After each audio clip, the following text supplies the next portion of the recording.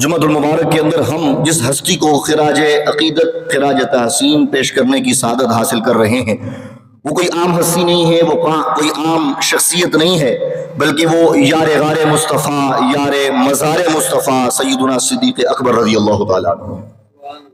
آپ کو شخصیت ہے کہ آپ کی شان و عظمت اتنی بلند و بالا ہے کہ رسول اللہ علیہ السلام کا فرمان موجود ہے کہ آقا کریم علیہ السلام نے ارشاد فرمایا کہ اسلام پر جس نے کوئی احسان کیا تھا، اسلام کے لیے جس نے کوئی قربانی دی تھی، فرمایا ہر ایک کی قربانی کا بدلہ اللہ نے عطا فرما دیا۔ فرمایا صدیق اکبر کی اتنی قربانیاں ہیں اسلام پر، اتنے احسانات ہیں اسلام پر کہ میں محمد میں مصطفیٰ ان کے احسانوں کا بدلہ ابھی تک دے نہیں سکا، اب وہ کیسے دیا جائے گا؟ تو فرمایا قیامت کا دن خود خدا ابو بکر کو ان کی قربانیوں کا بدلہ عطا فرمائے گا۔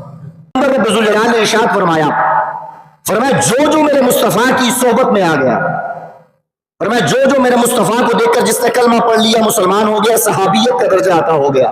اللہ نے فرمایا 4 نشانیاں ان کی ہیں، 4 نشانیاں جماعت صحابہ کی ہیں۔ فرمایا پہلی نشانی کیا؟ فرمایا سیماہم فی وجوہہم من اثر السجود۔ فرمایا میرے مصطفیٰ کے جتنے صحابہ ہیں نا، فرمایا ان کو بتانا نہیں پڑتا کہ ہم مصطفیٰ کے غلام ہیں، ان کو بتانا نہیں پڑتا کہ ہم اسلام کے ماننے والے ہیں، ان کو بتانا نہیں پڑتا کہ ہم اللہ اور اس کے رسول کے ماننے والے ہیں۔ سیماہم فی اثر السجود، فرمایا ان کے چہروں کا نور ہی بتا دیتا ہے یہ کہ غلامی مصطفیٰ میں زندگی گزار رہے ہیں۔ فرمایا پہلی نشانی۔ پھر فرمایا ان کے دلوں میں مومنین کی محبت بہت زیادہ ہوگی، اگر ان کے سامنے ان کا جانی دشمن بھی کیوں نہ ہو، اگر کوئی شخص ان کا مال کھا چکا ہو، ان کی اولاد کا کوئی نقصان کیا ہو، ان کا اپنا کوئی نقصان کیا ہو، لیکن اگر کلمہ پڑھ کے ان کے سامنے آ جائے اور کہے کہ میں بھی مصطفیٰ کا غلام ہوں، تو اللہ فرماتا ہے یہ میرے مصطفیٰ کے صحابہ کی جماعت اتنی عظیم ہے کہ اپنی ساری عداوتیں بھلا کر صرف ایمان کی غرض سے اس کو اپنا بھائی بنا لیتے ہیں۔ دوسرا فرمایا ایک تیسری نشانی کیا ہے؟ فرمایا وہ نشانی یہ ہے کہ اگر ان کے سامنے ان کا باپ ہی کیوں نہ ہو، ان کے سامنے ان کی اولاد ہی کیوں نہ آ جائے، ان کے سامنے ان کا محبوب تر بندہ کیوں نہ آ جائے، لیکن اگر وہ مصطفیٰ کی غلامی میں نہیں ہے، فرمایا اپنی محبتوں کو قربان کر دیں گے اور مصطفیٰ کی نسبت سے اس کو چھوڑ دیں گے، فرمایا اسے کنارہ کشی کر لیں گے۔ کہ ہر انسان کو پتہ چلے گا جب وہ قیامت کے اندر جائے گا، حساب و کتاب ہوگا تو پھر پتہ چلے گا کہ یہ جنت میں جاتا ہے کہ جہنم میں جاتا ہے، اس کو جنت عطا ہوگی کہ دوزخ عطا ہوگی، اس پر رحمتوں کا نزول ہوگا، اس پر رضائے الہی کا نزول ہوگا یا جہنم میں جائے گا۔ اللہ فرماتا ہے تمام کائنات کے لوگوں کو یہ فیصلہ یا ان کا یہ نتیجہ یہ قیامت کے دن پتہ چلے گا، لیکن فرمایا میرے مصطفیٰ کے صحابہ کی شان و عظمت اتنی بلند و بالا ہے کہ میں رب ان کو دنیا ہی کے اندر یہ عطا فرما رہا ہوں کہ دنیا کے اندر چلتے پھرتے یہ جنتی ہو گئے ہیں۔ فرمایا ان کو دنیا کے اندر ہی ہم نے ان کو سرٹیفکیٹ اتھینٹیکیشن عطا فرما دی کہ اب یہ کبھی بھی جہنم میں داخل نہیں ہو سکتے، اس لیے کہ یہ غلامی مصطفیٰ میں آ گئے، نگاہ مصطفیٰ سے ان کو فیض مل گیا کہ اب جہنم کی آگ ان کے جسم کو کبھی چھو بھی نہیں سکتی۔ تو فرمایا یہ وہ صحابہ کی جماعت ہے۔ جب بتا دیا گیا کہ صحابہ اتنے عظیم اور مرتبت والے ہیں، جماعت صحابہ کا مقام مرتبہ اتنا بلند و بالا ہے کہ اللہ ان کی شان بیان فرما رہا ہے، اللہ ان کا مقام بیان فرما رہا ہے، ان کے ظاہر و باطن کی گواہی اللہ دے رہا ہے کہ ان کے دل کے اندر کبھی بھی کسی مومن کے لیے بغض نہیں آ سکتا، کبھی بھی کسی کافر کے لیے ان کے دل میں کبھی نرمی نہیں آ سکتی، اور ان کے وجود کے اندر سیماہم فی وجوہہم من اثر السجود، فرمایا سجدوں کا نور، عبادت الہی کا نور اور اس ایمان کا نور ان کے چہروں سے واضح ہو رہا ہوگا۔ تو اتنی عظیم مرتبت والی جماعت، اتنے مقام و مرتبے والی جماعت، اتنی شان و عظمت والی جماعت، اتنی عظیم و شان و مرتبے والی جماعت کا اگر کوئی لیڈر ہوگا تو اس کا مقام کتنا بلند و بالا ہوگا۔ تو آقا کریم علیہ السلام کے بعد پوری جماعت صحابہ موجود تھی، تمام نے اپنے آپ کو کھنگالا، میٹنگ کی اور کہا کہ کون ہے جو مصلی رسول پر کھڑے ہونے کا اہل ہے، کس کی شان و مرتبہ اتنی بلند و بالا ہے۔ تمام صحابہ نے اجماع کیا کہ اگر مصطفیٰ کے بعد ان تمام صحابہ کی قیادت، ان تمام صحابہ کی امامت، ان کی رہنمائی، ان کی ولایت اور ان پر اگر کوئی فائز ہونے کا حق رکھتا ہے تو سوائے ابو بکر کے کوئی اور رکھ ہی نہیں سکتا۔ فرمایا یہ شان اگر مصطفیٰ کے بعد کسی کو ملی ہے تو ابو بکر صدیق کو ملی ہے۔ تو معلوم یہ ہوا کہ صحابہ کی جماعت جو اتنی عظمت و مقام و مرتبے والی ہے، اگر ان صحابہ نے اس مقام پر فائز ہونے کے بعد جس شخصیت کو اپنا امام بنایا ہوگا، اس امام کی حیثیت و مقام کیا ہوگا۔ تو لہٰذا دنیا کے اندر آپ کو بہت سے لوگ ایسے ملیں گے جو صحابہ کا نام لے کر اہل بیت کی توہین کر رہے ہیں، بہت سے لوگ ایسے ملیں گے جو اہل بیت کا نام لے کر صحابہ کی توہین کر رہے ہیں، جو توحید کا نام لے کر کہا جائے کہ اولیاء کی توہین کر رہے ہیں، یہ سارے معاملات پائے جا رہے ہوں گے. لیکن اللہ نے ہمیں اس اعزاز کے ساتھ ہم پر یہ احسان کیا، ہمیں یہ اعزاز دیا، ہم پر فضل کیا، ہم پر کرم کیا کہ ہمارا تعلق ان لوگوں کے ساتھ بنایا، اہل سنت و جماعت کے ساتھ بنایا کہ صحابہ کا نام ہو تب بھی یہ خوش ہو جاتے ہیں، اہل بیت کا نام آ جائے تب بھی یہ خوش ہو جایا کرتے ہیں. تو لہٰذا ہمیں صحابہ کی شان و عظمت بیان کرنے کے لیے، ہمیں صدیق اکبر کی شان و عظمت بیان کرنے کے لیے ہم کسی تحریک یا جماعت کے محتاج نہیں ہیں. ہم اہل بیت کی شان و عظمت بیان کرنے کے لیے کسی کالے پیلے یا کسی لوٹے شاہ کے محتاج نہیں ہے. اگر ہمیں اہل بیت کی شان بتائی ہے، اگر ہمیں صحابہ کی شان بتائی ہے تو مدینے کے تاجدار نے بتائی ہے، بریلی کے احمد رضا نے بتائی. آقا کریم علیہ السلام نے فرمایا ابو بکر صدیق رضی اللہ تعالیٰ عنہ کا ہاتھ پکڑا اور فاروق اعظم کا ہاتھ پکڑا، اور صحابہ فرماتے جماعت صحابہ میں ان کے ہاتھ کو پکڑ کے رسول اللہ نے فرمایا لوگوں یاد رکھنا، ہر نبی کو اللہ آسمانوں پر 2 وزیر عطا فرماتا ہے، 2 وزیر دنیا میں عطا فرماتا ہے. فرمایا مجھے بھی اللہ نے 4 وزیر عطا فرمائے. فرمایا اگر پوچھنا چاہتے ہو کہ آسمانوں پر کس کو عطا فرمایا، تو فرمایا آسمان پر میرے 2 وزیر ہیں، ایک جبرائیل علیہ السلام اور دوسرے میکائیل علیہ السلام ہیں. فرمایا یہ 2 فرشتے ہیں جو وزیر ہیں جو اللہ نے مجھے آسمان پر عطا فرمائے. فرمایا اگر پوچھنا چاہتے ہو کہ دنیا کے اندر مجھے اللہ نے کون سے وزیر عطا فرمائے، فرمایا 2 وزیر عطا فرمائے، ایک کو ابو بکر کہا جاتا ہے، دوسرے کو فاروق اعظم کہا جاتا ہے. تو مدینے کے تاجدار نے ہمیں جماعت صحابہ کی عظمت و شان بتائی ہے، اور پھر بتائی ہے کس سے؟ بریلی کے تاجدار امام محمد رضا نے بتائی ہے. آپ نے فرمایا لوگوں یاد رکھنا، اعلیٰ حضرت رحمۃ اللہ تعالیٰ نے فرمایا یاد رکھنا تمام صحابہ کی شان و عظمت مصطفیٰ نے بتائی ہے، ہر ایک کی شان و عظمت بتائی ہے کہ صحابہ کی شان کیا ہے، صحابہ کی شان و عظمت کیا ہے.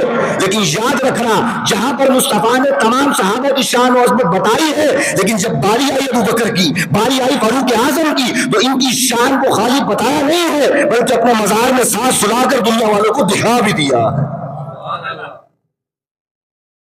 والا سے فرماتے ہیں نام آتے ہی ابو بکر عمر کا لب پہ نام آتے ہی ابو بکر عمر کا لب پہ تو جلتا ہے اور وہ پہلو میں سلائے ہوئے ہیں. فرماتے ہیں ابو بکر کی شان و عظمت کسی کو سمجھ نہ بھی آئے، آج 1400 سال کے بعد اگر مزار مصطفیٰ کو دیکھے گا تو ساتھ ہی ابو بکر کا مزار بھی اس کو نظر آ رہا ہوگا. اسی لیے رسول اللہ نے فرمایا ایک ہاتھ ابو بکر کا پکڑا اور ایک ہاتھ فاروق اعظم کا پکڑا، اور فرمایا لوگوں یاد رکھنا جس طرح یہ فاروق اعظم ابو بکر یہاں پر ہے، کل قیامت میں جنت میں بھی ہمیں ایک ساتھ ہوں گے. خطیب بغدادی رحمۃ اللہ تعالیٰ علیہ تاریخ بغداد کے اندر آپ ذکر کرتے ہیں، آپ فرماتے ہیں حضرت جابر رضی اللہ تعالیٰ عنہ سے روایت ہے، حضرت جابر فرماتے ہیں کہ میں ایک مرتبہ مسجد نبوی میں موجود تھا، کیا کہ کریم علیہ السلام نے ارشاد فرمایا جابر یہ جو سامنے دروازہ ہے نا، اس دروازے سے ایک شخص داخل ہوگا، اس دروازے سے ایک شخص داخل ہوگا اور اس کی شان و عظمت یہ ہے کہ اس کائنات کے اندر انبیاء کے بعد اللہ نے اس سے زیادہ کوئی فضیلت والی ہستی دنیا میں پیدا نہیں فرمائی. فرمایا اللہ نے انبیاء کے بعد اگر کسی شخص کو، کسی ہستی کو، کسی ذات کو شان و مرتبت عطا فرمائی ہے تو سب سے زیادہ اس شخص کو عطا فرمائی ہوگی جو ابھی دروازے سے داخل ہوگا.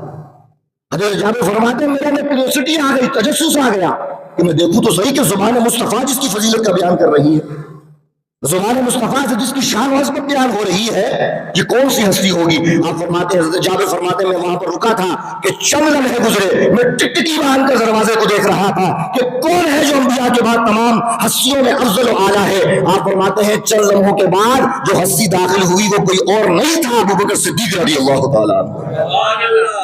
فرماتے ہیں جب وہ داخل ہوئے تو مجھے پتا چل گیا انبیاء کے بعد اگر اس کائنات پہ اللہ رب العزت نے کسی مقام مرتبہ والے ہستی کو پیدا فرمایا تو ابو بکر کو پیدا فرمایا. شان عظمت آپ نے عطا فرمائی. اور اس کے علاوہ بے شمار احادیث ہمارے سامنے موجود ہیں. مجھے واقعہ یاد آتا ہے کہ شب معراج کا آقا کریم علیہ السلام نے ارشاد فرمایا جب میں معراج پر گیا اور میں نے مسجد اقصی میں نماز پڑھائی، امامت فرمائی، اس کے بعد میں پہلے آسمان پر گیا، دوسرے آسمان پر گیا، الغرض کے سدرۃ المنتہا پر پہنچا تو وہاں جبریل بھی نیچے رہ گئے، براق بھی نیچے رہ گیا، اور اس سے آگے جو سواری آئی اس کو رف رف کہا جاتا ہے۔ فرماتے وہاں سے آگے ایک سواری آئی جس کو رف رف کہا جاتا ہے، وہ تخت تھا ایک۔ آپ فرماتے میں اس پہ جلوہ گر ہوا تو وہ مجھے لے کر قرب الہی کی طرف گامزن ہو گیا۔ فرماتے پھر ایک وقت ایسا آیا کہ وہاں پر وہ رف رف بھی رک گیا، رف رف بھی وہاں پر رک گیا۔ فرماتے وہاں سے آگے رف رف بھی نیچے رہ گیا، ہر چیز نیچے رہ گئی، تنہا میں آسمانوں کی طرف بلندی کی طرف جا رہا ہوں۔ تو حضرت کریم علیہ السلام فرماتے کہ میں جا تو رہا تھا لیکن قرب الہی میں جانے کی وجہ سے میرے دل میں وحشت آ رہی تھی، قرب الہی کی وجہ سے ایک ہیبت تھی دل کے اندر، کیونکہ جس بندے کو قرب الہی ملتا ہے تو اس کے وجود کے اندر ہیبت آ جاتی ہے۔ رسول اللہ علیہ السلام کا فرمان موجود ہے کہ آقا کریم علیہ السلام نے ارشاد فرمایا کہ جب اللہ تعالیٰ احکامات کا نزول فرماتا ہے تو دنیا کے اندر کس کی موت ہوگی، کس کو زندگی دی جائے گی، کس کو بیماریاں، الغرض کے تمام امور کے احکامات جو ہیں جب ان کا نزول فرماتا ہے تو اللہ تعالیٰ فرشتوں کی ایک کیبنٹ ہے جو مالے اعلیٰ کے فرشتے کہلاتے ہیں۔ فرمایا وہ فرشتوں کی مالے اعلیٰ کی کیبنٹ ہے، اللہ تعالیٰ سب سے پہلے احکامات ان پر نازل فرماتا ہے، پھر وہاں سے ڈسٹریبیوٹ ہو کر آگے دنیا کے اندر اس کے معاملات ہوتے ہیں۔ تو آقا کریم علیہ السلام نے ارشاد فرمایا جب اس مالے اعلیٰ کے فرشتوں پر احکامات الہی کا نزول ہوتا ہے اور کلام الہی کا نزول ہو رہا ہوتا ہے، فرمایا ان فرشتوں کی حالت یہ ہوتی ہے کہ ان کا ایک ایک پر کانپ رہا ہوتا ہے، کلام الہی کی ہیبت کی وجہ سے انہوں نے اللہ کو دیکھا نہیں ہوتا، صرف کلام کی یہ طاقت ہوتی ہے۔ قرآن میں اللہ نے بھی یہ بات ارشاد فرمائی، فرمایا لولا انزلنا ھذا القرآن، اللہ فرماتا تم زبانوں سے قرآن پڑھ لیتے ہو، سن لیتے ہو تو تم اس کو آسان سمجھتے ہو، لیکن اللہ فرماتا لو انزلنا ھذا القرآن، اگر ہم اس قرآن کو ھذا القرآن علی جبل، اگر ہم اس قرآن کو پہاڑ پر نازل کرتے نا تو تم دیکھتے کہ کلام الہی کی ہیبت کی وجہ سے پہاڑ پھٹ کر ریزہ ریزہ ہو جاتا، اور میں اس قرآن کا کلام الہی کو تحمل نہیں کر سکتا، لیکن قربان جائے کہ وہ کلام، وہ قرآن کہ جس کا تحمل پہاڑ نہ کر سکے، جس کا تحمل آسمان نہ کر سکے، کائنات کی کوئی شے اس کے بوجھ کو برداشت نہ کر سکے، وہ پورا کا پورا قرآن سینہ مصطفیٰ پر اللہ نے نازل فرما دیا۔ تو شان عظمت مصطفیٰ کیا ہوگی کہ وہ قرآن کہ جو کائنات کی کوئی شے اس کا تحمل نہیں کر سکتی، ایک چند احکام نازل کیا جائے تو فرشتے کانپنے لگ جاتے ہیں، تو پورا کا پورا قرآن جب سینہ مصطفیٰ پر نازل ہوا ہوگا تو اس کا بوجھ کیا ہوگا، اس کا کہا جائے کہ برڈن کتنا ہوگا، اس کا بوجھ تو الگ، تو جس سینے پر وہ نازل ہو رہا ہے اس سینے کی طاقت اور پاور کا اندازہ کیا ہوگا، کہ اس سینے کے اندر اللہ نے کتنی طاقت رکھی ہوگی۔ تو الغرض کہ کلام الہی جب نازل ہوتا ہے اور بندہ جب کلام الہی براہ راست سنتا ہے تو اس کے اندر ہیبت کی وجہ سے اس کا جسم کانپنا شروع ہو جاتا ہے، اس کا دل ہلنا شروع ہو جاتا ہے۔ لیکن معراج کی رات پر رسول اللہ علیہ السلام کلام الہی سننے نہیں جا رہے تھے۔ اگر کلام الہی کا یہ حال ہے کہ بندہ یا فرشتہ جو اتنا طاقتور ہے اور اس کا جسم کانپنے لگ جائے ہیبت کی وجہ سے، وحشت کی وجہ سے، تو معراج کی رات کو مصطفیٰ اللہ کا براہ راست دیدار کرنے جا رہے تھے، تو ان کی ہیبت، ان کی وحشت کا کیا حال ہوگا۔ آقا کریم علیہ السلام ارشاد فرماتے ہیں یہی ہوا جب رف رف نیچے رہ گیا، براق نیچے رہ گیا، جبریل نیچے رہ گئے، فرماتے طرح میں جا رہا تھا، بلندیوں کی طرف جا رہا ہوں، عروج کی طرف جا رہا ہوں۔ آپ فرماتے ہیں اچانک میرے کان میں آواز آئی قف یا محمد، فرمایا میرے کانوں میں آواز آئی، کسی نے کہا کہ قف یا محمد، اے محمد یہاں پر رک جا، آپ اتنا سفر کر کے آئے ہیں، قف یا محمد اب یہاں پر تھوڑی دیر ٹھہر جائے۔ آپ فرماتے ہیں اس آواز سے میرے دل میں مانوسیت پیدا ہوئی، جیسے میں نے وہ آواز سنی تو آپ فرماتے ہیں میرے دل سے وہ وحشت، وہ ہیبت دور ہو گئی۔ کیا وجہ بنی کہ ہیبت دور ہو گئی؟ صحابہ نے پوچھا کیا وجہ بنی کہ وہ آواز جب آپ نے سنی تو آپ کے دل سے وحشت دور ہو گئی، آپ کے دل سے ہیبت دور ہو گئی۔ آقا کریم علیہ السلام نے ارشاد فرمایا وہ قف یا محمد جس کی آواز میں نے سنا ابو بکر صدیق کی آواز تھی۔ آپ فرماتے فاروق ابو بکر صدیق کی آواز سے مجھے آ رہی تھی کہ قف یا محمد۔ تو میں نے اللہ سے پوچھا کہ مولا پروردگار میں تو ابھی یہاں پر پہنچا ہوں، تو یہ کیا وجہ ہے کہ ابو بکر صدیق کیا مجھ سے پہلے یہاں پر پہنچ گئے؟ اللہ اکبر اللہ اکبر. اللہ نے فرمایا کہ نہیں محبوب ایسی بات نہیں ہے. ابو بکر صدیق تو اپنے مسکن میں اپنے گھر میں موجود ہے، لیکن ہم نے یہ دیکھا کہ آپ کے دل میں ہیبت طاری ہو رہی ہے، ہم نے آپ کے دل میں دیکھا کہ وحشت طاری ہو رہی ہے. اور جب ایسی کنڈیشن کے اندر بندہ مبتلا ہو کہ جب وحشت ہو جائے، ہیبت ہو جائے، یا بندہ پریشان ہو، تو ایسی چیز اس کے سامنے آ جائے، یا ایسا شخص اس کے سامنے آ جائے جس سے وہ مانوس ہوتا ہو، جس سے اس کو محبت ہو، جب اس کے پاس آ جائے تو اس کے دل کو تسلی مل جاتی ہے کہ میں تنہا نہیں ہوں، یہاں پر یہ بندہ میرے ساتھ ہے. تو اللہ رب العزت نے ارشاد فرمایا میرے محبوب ابو بکر یہاں پر موجود نہیں ہے، لیکن ہم دیکھ رہے تھے کہ آپ کے دل میں وحشت آ رہی ہے، ہم دیکھ رہے تھے کہ آپ کے وجود کے اندر حیبت آ رہی ہے، آپ مانوس نہیں ہو رہے. فرمایا ہم نے جبرائیل کو حکم فرمایا کہ جبرائیل فرشتوں کو بلاؤ جنت کے اندر سے اور اس کو کہو کہ ابو بکر کا لباس پہنے اور آواز بھی ابو بکر کی نکالے اور اس آواز میں میرے مصطفیٰ سے کہے قف یا محمد. فرمایا اس آواز سے کہہ رہے یا محمد، اور کہنا کیا تھا، وہ کمال یعنی کہ مقام کیا تھا، وہ الفاظ یہ تھے. رسول اللہ فرماتے ہیں میں نے سنا ابو بکر کی آواز میں کہ قف یا محمد، اے محمد رک جائے اب براہ راست آپ کا رب آپ پر رحمت کا نزول فرمائے گا. فرمایا اتنا سفر کر کے آ گئے ہیں، آپ فرماتے ہیں کریم علیہ السلام نے شاہ فرمایا لوگوں وہ آواز جو میرے کان میں آئی اس سے میرے دل میں مانوسیت پیدا ہو گئی، وہ وحشت میرے دل سے دور ہو گئی، وہ حیرت میرے دل سے دور ہو گئی، اس لیے کہ وہ آواز یار غار مصطفیٰ یار مزار مصطفیٰ صدیق اکبر رضی اللہ تعالیٰ عنہ کی. تو آپ اندازہ کریں کہ رب جو دلوں کے حالوں کو جانتا ہے، ان اللہ علیم بذات الصدور، اللہ نے فرمایا تمہارے دلوں کے رازوں کو جانتا ہوں. اگر رب ابو بکر صدیق کی آواز میں مصطفیٰ کو پکارے اور جبرائیل فرشتے کو کہے کہ پکارو ابو بکر صدیق کی آواز میں، معلوم یہ ہوا رب بھی جانتا ہے ابو بکر سے مصطفیٰ کتنی محبت فرماتے ہیں. تو جس ابو بکر کی آواز کو اللہ نے مصطفیٰ کے دل کا اطمینان بنا دیا اور جس ابو بکر کی آواز کو مصطفیٰ کے دل کا سکون بنا دیا، خدا جانے کہ مصطفیٰ سے ابو بکر سے کتنی محبت فرمایا کرتے تھے، کس قدر محبت فرمایا کرتے تھے. اور قربان جا مجھے وہ قرآن کا ہجرت کا واقعہ یاد آتا ہے کہ قرآن کریم کے اندر رب ذوالجلال نے ارشاد فرمایا کہ تمام صحابہ یا اکثر صحابہ جو مکہ سے تھے وہ ہجرت کر کے چلے گئے تھے، اکثر صحابہ مکہ سے ہجرت کر کے مدینہ چلے گئے تھے. اب رسول اللہ علیہ السلام اجازت پر موقوف تھے کہ کب رب مجھے اجازت دیتا ہے کہ میں بھی ہجرت کر کے مکہ چھوڑ کر مدینہ چلا جاؤں.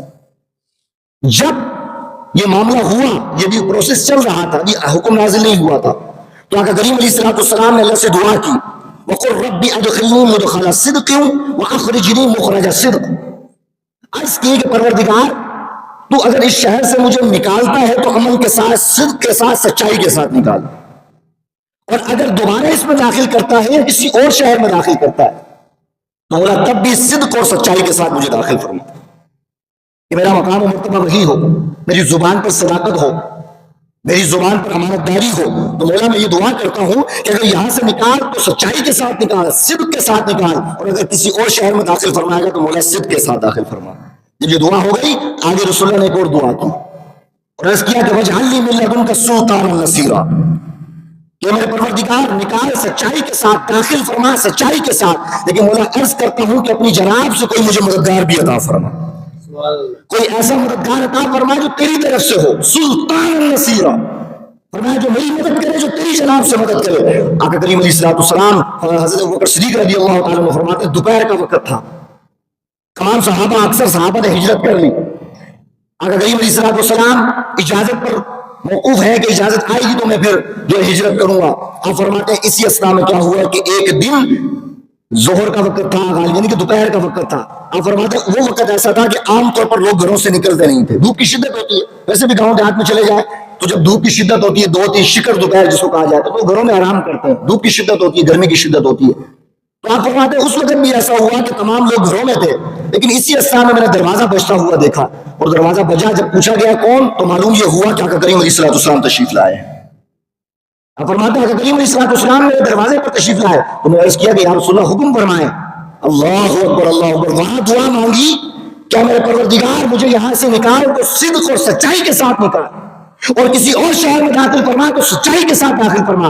آگے دعا کی کہ مولا اپنی جناب سے مجھے مددگار عطا فرما. اور بکر صدیق کہتے ہیں دروازہ بجا، میں نے پوچھا یا رسول اللہ حکم فرمائے. فرما اللہ نے کہا جائے کہ ہجرت کی اجازت کا حکم دے دیا ہے اور ابو بکر تجھے حکم دیا ہے کہ تو میرا مددگار بن کر مدینہ میں داخل ہوگا. تو آپ اندازہ فرمائیں کہ آقا کریم علیہ السلام دعا مانگے رب سے مجھے مددگار عطا فرما. اللہ نے یہ نہیں فرمایا کہ آپ تو شرک کر رہے ہیں. اللہ یہ نہیں فرمایا کہ میری بارگاہ میں آ کے کوئی اور مددگار مانگ رہے ہو. یہ کیسے ہو سکتا ہے؟ کون سی چیزیں جو میری بارگاہ میں نہیں ہے؟ کون سی چیزیں تیرا رب تجھے عطا نہیں کر سکتا؟ بیماریاں دور تیرا رب کرتا ہے، شفا تیرا رب دیتا ہے، کہا جائے کہ دشمنوں سے نجات تیرا رب کرتا ہے.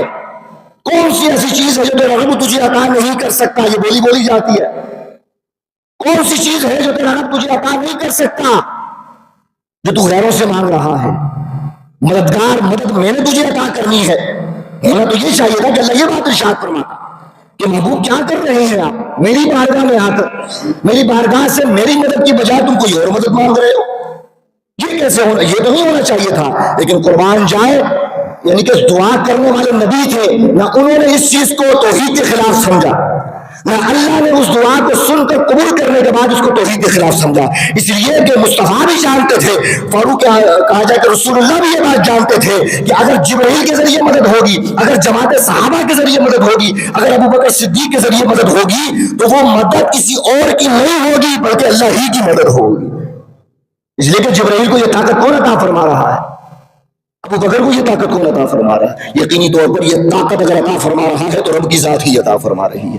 تو الغرض ابو بکر صدیق کا مقام سمجھے کہ مصطفیٰ اللہ کی بارگاہ میں مددگار مانگے. اللہ فرمایا میں نے تمہیں ابو بکر عطا فرما دیا، ہم نے تمہیں صدیق اکبر عطا فرما دیا. اور پھر ہوا کیا؟ ہجرت کا واقعہ پڑھ کے دیکھیں، ٹائم میں بہت کمی ہے. آپ فرماتے ہو ہجرت کا واقعہ پڑھ کے دیکھیں. ہجرت کے واقعے کے اندر ابو بکر صدیق کی جو جانساری سمجھ آئی، قربان جائے. آقا کریم علیہ السلام جب ہجرت کے بعد رسول اللہ علیہ السلام نے آپ سے پوچھا کہ اے ابو بکر، ہر شخص کی کوئی نہ کوئی خواہش ہوتی ہے، ہر شخص کی کوئی نہ کوئی چاہت ہوتی ہے کہ میرے دل میں یہ خواہش ہے مجھے یہ مل جائے، میرے دل میں یہ خواہش ہے تمہیں یہ مل جائے. یہ ہر انسان کے دل میں خواہش ہوتی ہے.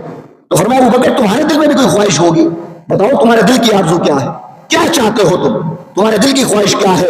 عرض کی کہ یا رسول اللہ یقینی طور پر ہر انسان چاہتا ہے تو میں بھی چاہتا ہوں، لہٰذا میرے دل کے اندر 3 خواہشیں ہیں. کہا 3 خواہشیں ہیں کہ یا رسول اللہ صلی اللہ علیہ وسلم 3 خواہشیں ہیں. پوچھا ابو بکر صدیق بتاؤ کہ وہ 3 خواہشیں کون سی ہیں؟ عرض کی کہ مولا یا رسول اللہ صلی اللہ علیہ وسلم ان 3 خواہشوں میں پہلی ابو بکر کی خواہش یہ ہے کہ ہر وقت نگاہ صدیق چہرہ مصطفیٰ کو دیکھتی رہے. فرمایا ہر وقت میری یہ خواہش ہے کہ آپ کا چہرہ میرے سامنے ہو، میں دنیا کو بھلا دوں، اولادوں کو بھلا دوں، مالوں کو بھلا دوں، حتیٰ کہ کائنات کو بھلا کر اس نگاہ سے صرف چہرہ مصطفیٰ کو دیکھتا رہوں. فرمایا نگاہ ابو بکر کی ہو، چہرہ مصطفیٰ کا ہو. یا رسول اللہ پہلی خواہش یہ ہے. فرمایا دوسری خواہش کیا ہے؟ یا رسول اللہ دوسری خواہش یہ ہے کہ اللہ مجھے جتنا بھی مال عطا فرمائے، جتنی دولت عطا فرمائے، اللہ مجھے دولت عطا فرماتا جائے، میں مصطفیٰ کی بارگاہ میں قربان کرتا چلا جاؤں. کہا کہ یا رسول اللہ یہ دوسری خواہش ہے. پوچھا تیسری خواہش کیا ہے؟ کہا کہ یا رسول اللہ تیسری خواہش یہ ہے کہ ہر چیز آپ کے لیے قربان کر دوں، اللہ مجھے بیٹیاں اولادیں عطا فرماتا رہے، ایک ایک کر کے ساری اولاد میں آپ کی بارگاہ میں قربان کرتا رہے. یا رسول اللہ اس کے علاوہ میرے دل میں کوئی خواہش نہیں ہے. یہ خواہش کہاں سے آئی؟ ہمارے دلوں میں بھی خواہش ہے، آپ کے دلوں میں بھی خواہش ہوگی، لیکن قربان جائے اس خواہش پر جو ابو بکر صدیق کے زمانے میں ہے، ان کے دل میں ہے. آیا کہ انہوں نے 2 جملوں میں یہ بات کر دی کہ میرے دل میں خواہش یہی ہے کہ میرا مال بھی آپ کے قدموں پہ قربان، میری اولاد بھی آپ کے قدموں پہ قربان، حتیٰ کہ صدیق اکبر کی جان بھی مصطفیٰ کے قدموں پہ قربان. تو میرے دوستوں بزرگوں یہ شان صدیق اکبر ہے. تو میں عرض کیا کہ ہم صحابہ کی عظمت بیان کرنے کے لیے، صدیق اکبر کی شان و عظمت بیان کرنے کے لیے ہم کسی جماعت کے محتاج نہیں ہیں. ہم شان اہل بیت بیان کرنے کے لیے کسی جماعت کے محتاج نہیں ہیں، بلکہ مدینے کے تاجدار نے اہل بیت کا ادب کرنا سکھایا، صحابہ کا ادب کرنا سکھایا. اور اس زمانے میں اگر کسی نے سکھایا ہے تو بریلی کے تاجدار احمد رضا نے سکھایا. وہ کیسے سکھایا؟ اعلیٰ حضرت نے فرمایا، آپ نے کرائٹیریا مقرر کیا. آپ نے فرمایا تم نے کسی کو ماننا ہے تو کیسے ماننا ہے، کسی کی شان و عظمت کو ماننا ہے تو کیسے ماننا ہے. فرمایا لیس حب الصحابۃ بذواتی، فرمایا ہم سنی ہیں، ہم اہل بیت کے ماننے والے، صحابہ کے ماننے والے، اولیاء کے ماننے والے، لیکن ہم صحابہ سے محبت لیس حب الصحابۃ بذواتہم، ہم صحابہ سے محبت ان کی ذات کی وجہ سے نہیں کرتے. ہم صحابہ سے اس لیے محبت نہیں کرتے کہ انہوں نے جنگیں لڑی ہیں، ہم صحابہ سے محبت اس لیے نہیں کرتے کہ انہوں نے نمازیں بہت پڑھی ہے، اس لیے کہ جنگیں لڑنے سے صحابی بنتا نہیں ہے. آج کے دور میں بھی اگر کوئی جنگ کرے تو کیا صحابی بن جائے گا؟ فرمایا نہیں بن سکتا. آج کے دور میں اگر کوئی نمازیں پڑھے، مجاہدہ اور ریاضت کرے، فرمایا صحابی نہیں بن سکتا. تو فرمایا جب اعمال صحابی بننے کا کرائیٹیریا نہیں ہے تو ہم نے کسی صحابی کو ماننے کا کرائیٹیریا اعمال بھی نہیں ہو سکتے. تو فرمایا لیس حب الصحابہ بذواتہم، فرمایا ہم صحابہ سے محبت ان کی ذات کی وجہ سے نہیں کرتے. ولیس حب اہل البیت لانفسہم، اور نہ ہی اہل بیت سے محبت ان کی ذات کی وجہ سے کرتے ہیں. جب صحابہ سے ان کی ذات کی وجہ سے محبت نہیں کرتے، اہل بیت سے ان کی محبت ان کی ذات کی وجہ سے نہیں کرتے، تو سوال پیدا ہوا کہ اعلیٰ حضرت محبت کرتے کس وجہ سے ہیں؟ فرمایا لذوات رسول اللہ، اگر صحابہ سے محبت کرتے ہیں نسبت مصطفیٰ کی وجہ سے، اگر اہل بیت سے محبت کرتے ہیں نسبت مصطفیٰ کی وجہ سے. فرمایا یہ کرائیٹیریا بناؤ گے تو کبھی نہ تم صحابہ کی توہین کرو گے نہ اہل بیت کی توہین کرو گے. اس لیے کہ تم صحابہ کو مانو گے اس وجہ سے کہ انہوں نے نگاہ مصطفیٰ سے فیض پایا، اہل بیت کو مانو گے اس وجہ سے کہ انہوں نے بھی نگاہ مصطفیٰ سے فیض پایا. انہوں نے نمازیں پڑھ کے صحابیت کا درجہ نہیں پایا، اہل بیت نے جہاد اور حج کر کے صحابیت کا یا اہل بیت کا درجہ نہیں پایا. اگر ان تمام ہستیوں کو مقام و مرتبہ ملا ہے تو نگاہ مصطفیٰ سے ملا ہے. تو نگاہ مصطفیٰ سے جو فیض پا کر مقام و مرتبے پر پہنچ جائے تو ان کو قبول کرنے کا معیار اعمال نہیں ہوتے، ان کو قبول کرنے کا معیار کردار نہیں ہوتا. اگر اعمال ہی قبول کرنے کا معیار ہوتے تو نمازیں پڑھنے سے آج بھی کوئی صحابی بن جاتا، آج بھی حج کرنے سے کوئی اہل بیت بن جاتا. تو معلوم یہ ہوا کہ اگر صحابہ کو عظمت ملی ہے مصطفیٰ کی وجہ سے ملی ہے، اہل بیت کو اگر عظمت ملی ہے تو مصطفیٰ کی وجہ سے ملی ہے. تو میں عرض کیا آپ کی خدمت میں کہ جماعت صحابہ کی تعظیم کرنا، اہل بیت کی تعظیم کرنا، اولیاء اللہ کی تعظیم کرنا، انبیاء کی شان و عظمت کے ترانے الاپنا، یہ اگر مقام و مرتبہ کسی کو ملا ہے تو اہل سنت و جماعت کو ملا. اس لیے کہ اہل بیت کی شان و عظمت بیان ہو رہی ہو تو سنی اس پر خوش ہو جایا کرتا ہے. اہل بیت کی بات بیان ہو رہی ہے تو تب بھی اس کا سینہ خوش ہو جایا کرتا ہے. کبھی ایسا نہ ہوا اس منبر و محراب سے آج تک کبھی ایسا نہیں ہوا کہ صحابہ کی توہین ہو رہی ہو یا اہل بیت کی توہین ہو رہی ہو یا اولیاء اللہ کی توہین ہو رہی ہو. خدا کی عزت کی قسم یہ احسان ہمیں اللہ نے عطا فرمایا اور اللہ کا یہ فضل اور احسان ہے، یہ اللہ کا کرم ہے. اس میں ہمارا کوئی کمال نہیں ہے بلکہ اللہ کا فضل ہے کہ اللہ نے ایسے لوگوں کے ساتھ جوڑ دیا کہ جب انبیاء کا ذکر کرتے ہیں شان و عظمت کے ساتھ کرتے ہیں، اہل بیت کا ذکر کرتے ہیں عزت و احترام کے ساتھ کرتے ہیں، اہل بیت اور اولیاء کا جب کرتے ہیں ذکر کرتے ہیں تو شان و عظمت کے ساتھ کر رہے ہوتے ہیں.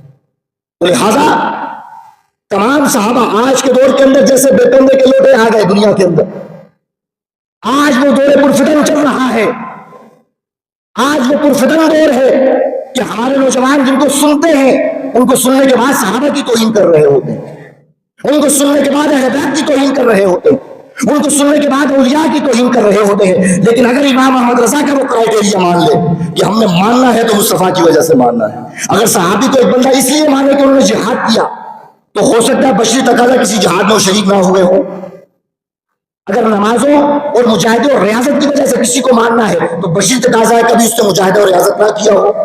تو اگر اعمال کو کرائیٹیریا مانو گے کسی کو ماننے کا کرائیٹیریا بناؤ گے تو یقینی طور پر یہ کرائیٹیریا بہت نازک ہے اور نقصان ہے اس کے اندر. اس لیے کہ اعمال کی وجہ سے اگر کسی کو مانو گے تو یقینی طور پر ایک نہ ایک اس کی مخالفت میں آ جاؤ.